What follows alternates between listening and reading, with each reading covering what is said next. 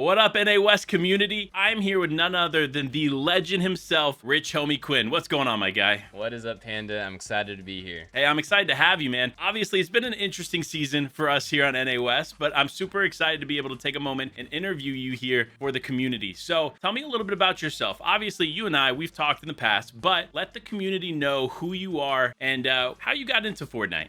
All right, so a little bit about me is that I'm a pretty OG competitor when it comes to Fortnite. I've been competing since Chapter 1, Season 5, and have just fallen in love with competing in the game. I've qualified for the majority of FNCSs, but actually last FNCS, I tended to struggle. We ended up not making it through heats into finals, so here we are. I'm going to be playing this season, putting my all into it. Trying to make it to the finals. Yeah, speaking of this season, man, TypicalGamer, that's an interesting duo pick, and you guys did really well recently. Yeah, we've been killing it in all the events that we played. We played one duo cash cup together, and the first duo cash cup, we ended up getting 61st, and that was his best ever duo cash cup placement. So I think definitely we're only going to improve throughout the season and be more motivated. We also ended up winning, I think, like $7,500 through a Fortnite invite tournament. We just ended up playing like a Naruto death run maps and whatnot, and we absolutely crushed it. We came first in NA, beating people like Cypher, Zemi, Thieves Replays, Squatting Dog, and One Shot Chick, and it was really fun competing, and we're just letting the momentum roll into FNCS.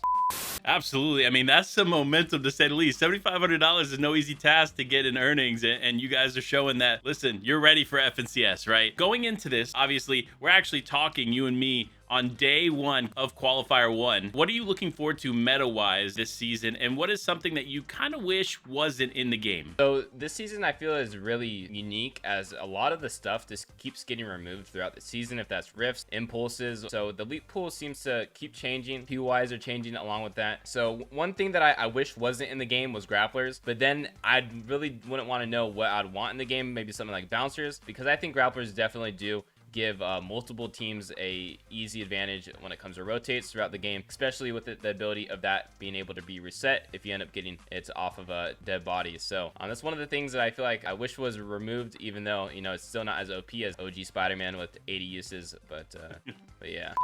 Yeah, I definitely think it's an interesting meta with the grapple gloves. I think they're obviously a lot more balanced entry into the game than some of the other stuff that we've seen. But I was kind of all for balancing things like shockwaves and balancing the rifts a little bit. But you know what? Things happen and we're here, right? So going into FNCS, grapple gloves, obviously unique. What do you think of the match point format here? I know it's kind of a new format the last couple seasons, but what are you thinking going into this? Do you think that's a cool addition to finals? Yeah, it's definitely going to be unique, and there's going to be certain play styles that I feel like are going to end up thriving in the new point system. So it's going to be sort of nice to be able to watch teams on like EU and NEs before NA-WEST and sort of see what they're doing and if they switched up their play style.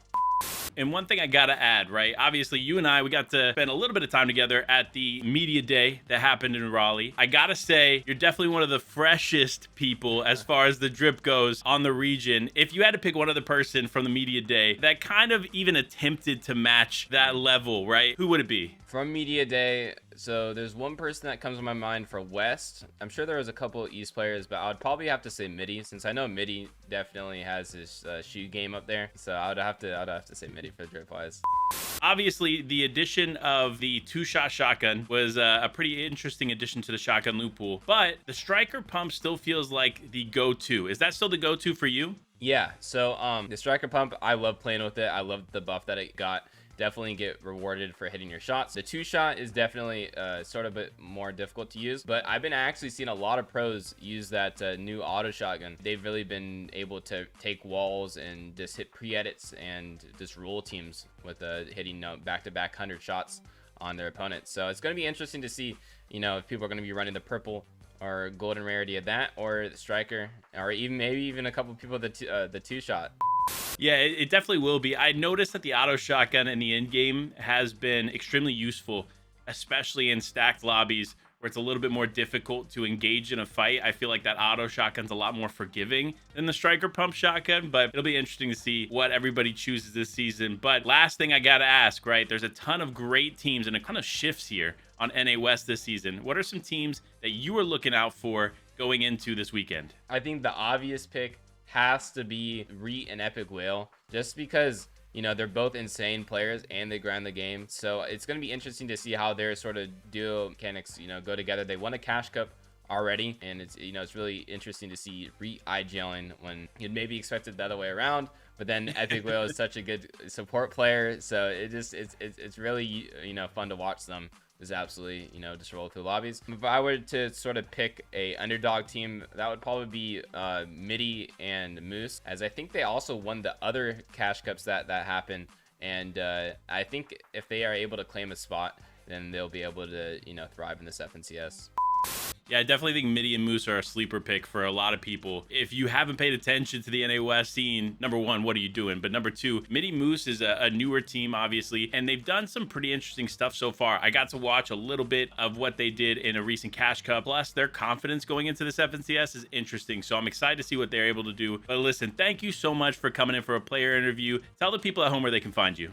So it's RichHomieQuinn on YouTube, Twitch, and then RichHomieQuinn. Switch out the I and Quinn and add an N on Instagram and Twitter. I post everywhere. TikTok also, RichHomieQuinn.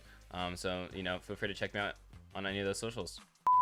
Thank you so much for watching this interview. Make sure to follow me on Twitter, Instagram, and TikTok at LifeWPanda, or follow me on YouTube or Twitch at LifeWithPanda. Thank you again, and I'll see you next time.